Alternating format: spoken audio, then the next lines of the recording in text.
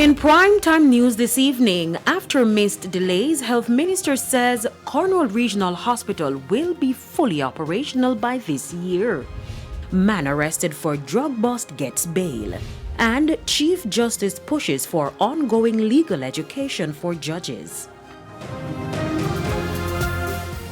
Good evening and welcome to Primetime News on air and online at onespotmedia.com. I'm Giovanni Dennis. And I'm Janella Precious with a preview of what's to come in the financial week. Here's Javon Keys.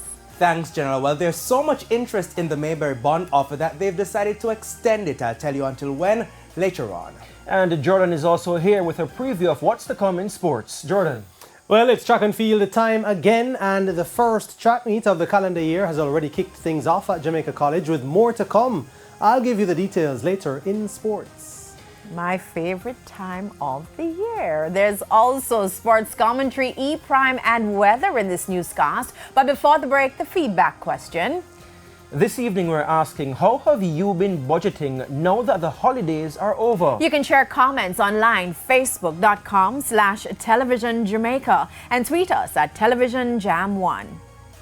Please stay with us. Primetime News returns right after this break.